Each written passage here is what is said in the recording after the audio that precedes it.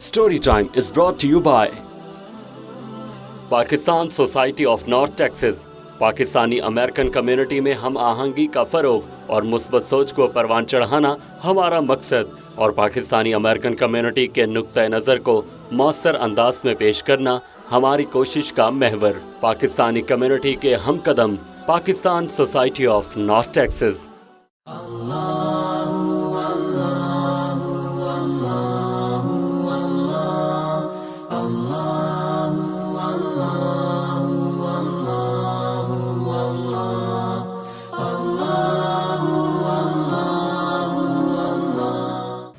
Dear children, Assalamu alaikum. You know what that means now? It means peace be unto you. We welcome you to another great session of story time. And today we will be telling you about the life of our great prophet, Prophet Muhammad sallallahu alaihi wa alihi wasallam. But before we start, let's see who's here with us. Hi, it's Rari. Lareb, Hi, this is Hamza, Hey everyone, it's Isha. Isha, Hello, it's Hafsa. Hafsa. Okay, so today we are starting with the life of our great prophet, the last prophet, and you know his name, right? What is his name? Hazrat Muhammad. Sallallahu alaihi wa alihi wasallam. Great.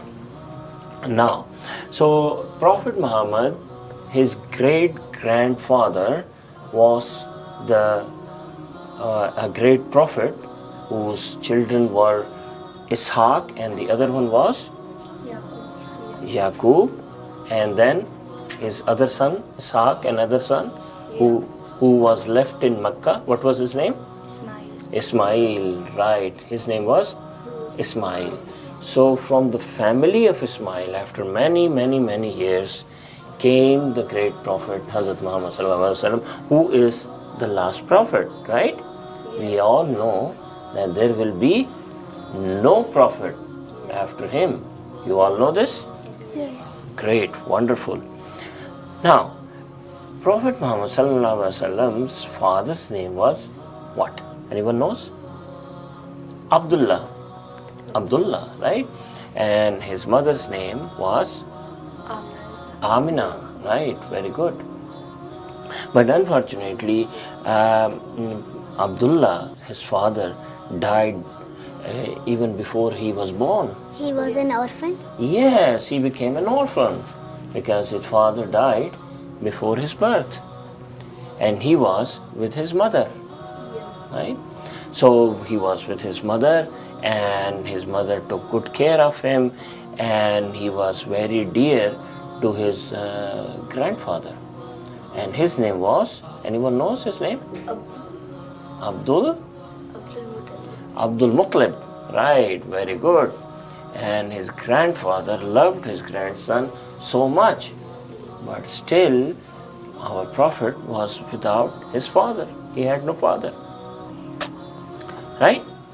Now at that time they had this tradition that young children were sent out into the desert to live with other families.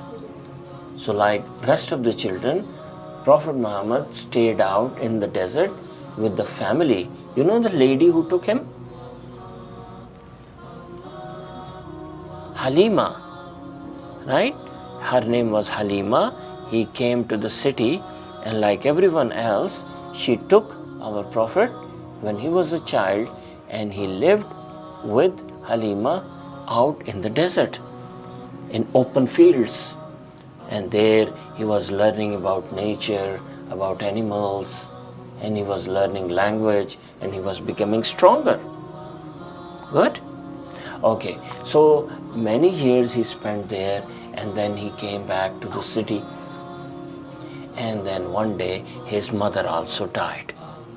He was a young boy, and his mother died. And his grandfather, Abdul Muttalib, took very good care of him. But after a few years, still he was a young boy, his grandfather also died. So his uncle, his father's elder brother, Abu Talib, took care of Prophet Muhammad after his grandfather died. And he was very honest. Our prophet was very honest even before he became a prophet. And he was very caring. He took so much care of people, and there are so many stories about how he took care of people. What work he did? Yes, he was a trader. He traded, he did trading, buying things at one place and selling them off at another place. That person is called a trader, a tajir. But while he had spare time, he cared for the people. You know, one day he was out in the market and he saw a blind lady who fell down. And everyone around her started making fun of her.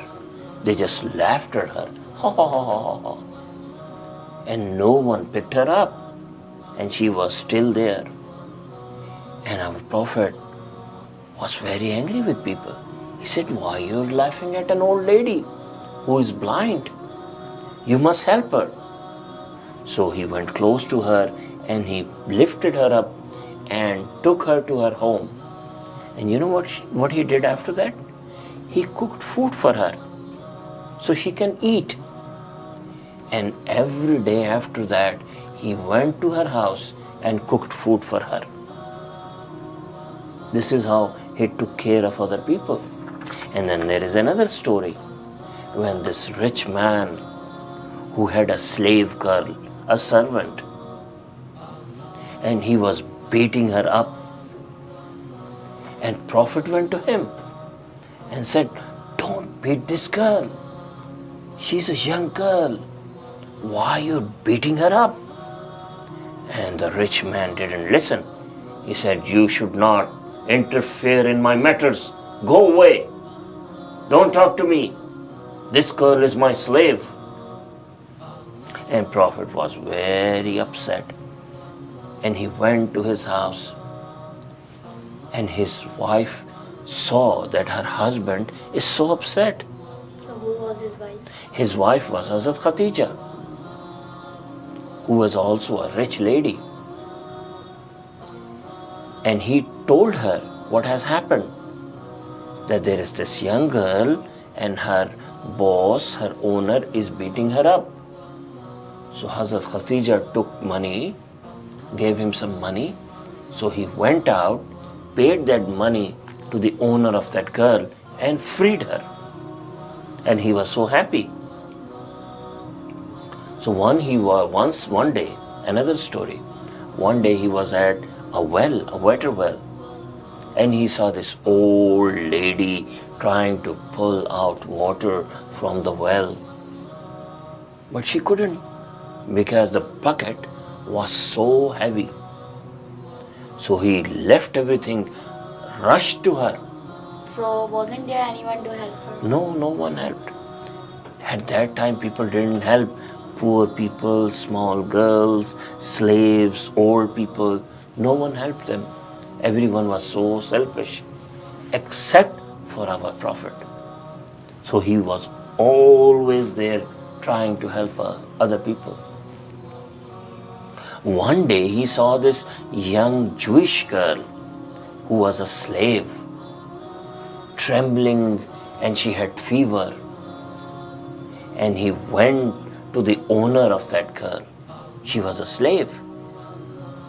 And he said, "Why you are harming this girl? Why you're making her work so much?"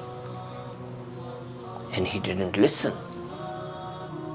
So Prophet Muhammad went back and collected money and gave that money to that man and got that girl freed from slavery. So all these things show that he was very kind, right? He took so much care of other people. And then he was also very wise. Should I tell you a story of how wise he was? How intelligent he was? Okay. Now at the time of our Prophet, the Kaaba, you know the Kaaba, the black house? You know where it's located? What city is located in? Makkah. Makkah, right? Holy Kaaba is in Makkah. So that Kaaba at that time was very small building and people wanted to raise it up, right? So it was not very high. They wanted to make it higher. So all the tribes of the Arab, they decided to raise it up. Now, when they decided to raise it up, you know the Hajr Aswad, the black stone in the Kaaba, they took it out and put it on one side. So once the Kaaba is lifted up, they will take that stone and put it back in. So after a few weeks and months, the whole building was raised up. And now came the time to put that stone back. Now we know that that stone is from Jannah.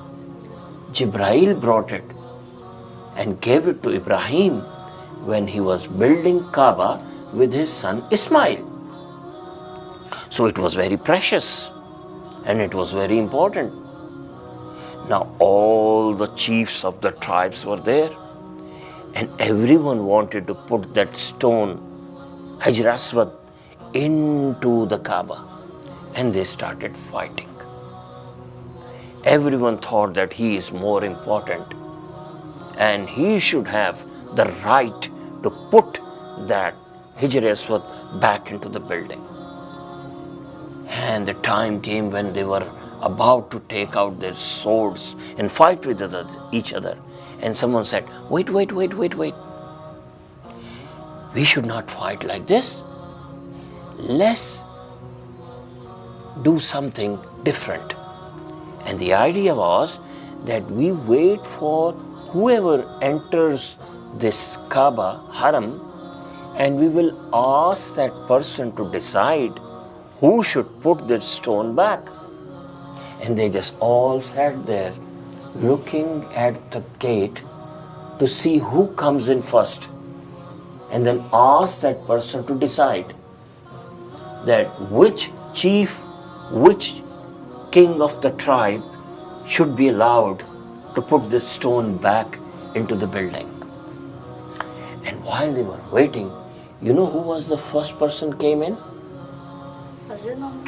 Hazrat Muhammad sallallahu alaihi wasallam. So the people were Muslims or? No, they were not Muslims. So why they were so excited to keep that stone back?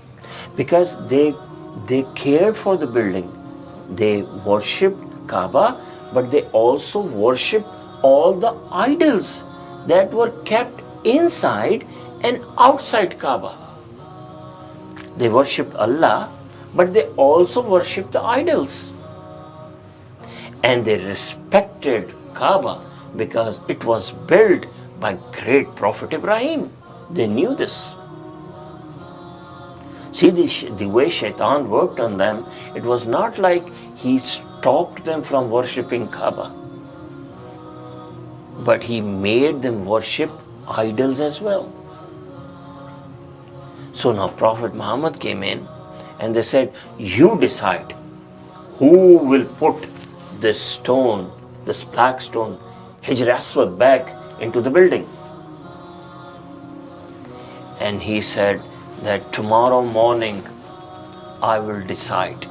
All of you come tomorrow morning and I will decide. And all of them came tomorrow morning and the stone was there. And Prophet Muhammad brought a sheet and he put the sheet in front of everybody there, like this. And he said, put the stone on top of it, here, like this. And he put the stone on the top of the sheet. And he said to the chiefs of all the tribes, all of you hold the sheet from one corner, each corner. So why don't you hold this, all of you? Okay? And then he said, lift it up. So lift it up. And then while all of them were holding it, he brought the sheet, let them come close to the place where they had to put the Hajr Aswad, and then he took out the stone himself and put it into the Kaaba. And everyone was happy. So now you can put it down. See how smartly he solved the problem? He didn't let these people fight with each other. Instead, he solved the problem so peacefully and no one was angry. Isn't this interesting? Yes. Okay, so this is how he was, very honest, very truthful, caring for other people, very kind, very caring. And all what was happening in the society at that time bothered him a lot. Was there any prophet at that time? No, there were no prophets. So did he also worship the idol? No, he didn't worship the idols. He didn't know what to do. So he didn't worship anyone? No, he just thought and thought and thought. So he looked at strong people, rich people, harming children and women and slaves, and he always thought, what should I do? What can be done? Why people are so selfish? Why people are so cruel? Why they are so greedy? So at that time he was living with the Quraysh? Yes, he was living in Quraysh in Mecca, and he was married to Hazrat Khatija, who was a very kind and rich lady. And you know what he did? On top of this tall mountain, there was this cave. And his name was Hira, the cave of Hira. So Prophet Muhammad took food and water with him and went on top of this mountain into the cave and just sat there and thought about things for many, many days. So after many days, his food would end and his water would end. Why he went to cave of Hira? To think, just to think how to solve the problems of people. Why people are cruel?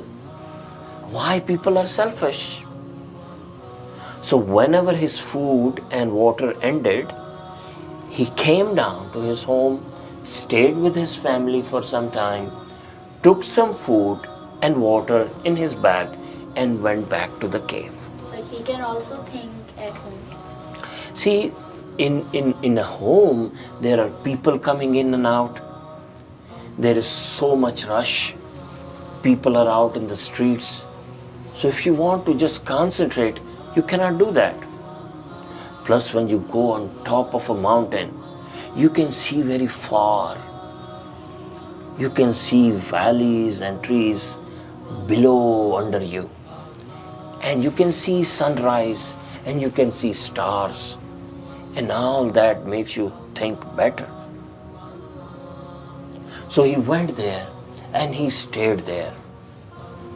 And this went on for many months. And every time he would come back, his wife would welcome him.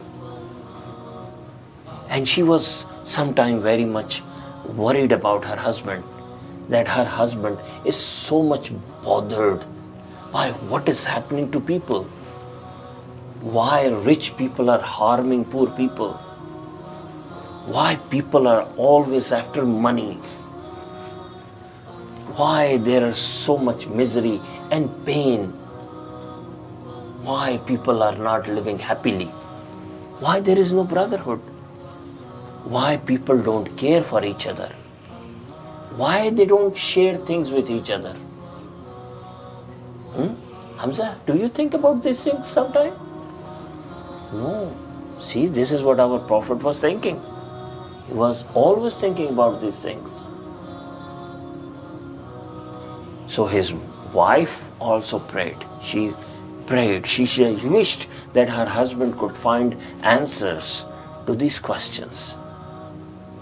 And then finally, one day, when he was up there in the cave, thinking about all these things, suddenly a man appeared in front of him out of nowhere.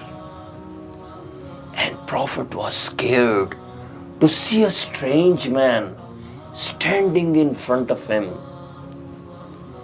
when he knew that no one knew of this place. So he thought, where this man has come from, this tall, beautiful, strong man, who is he? Do you know who he was? Angel Jibril. Angel Jibril. Yes, he was Angel Jibril. And tomorrow we will find out why Angel Jibril was sent to the cave of Hira.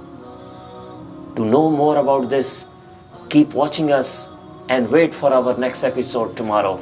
Till then, Assalamu alaikum wa rahmatullahi wa barakatuh.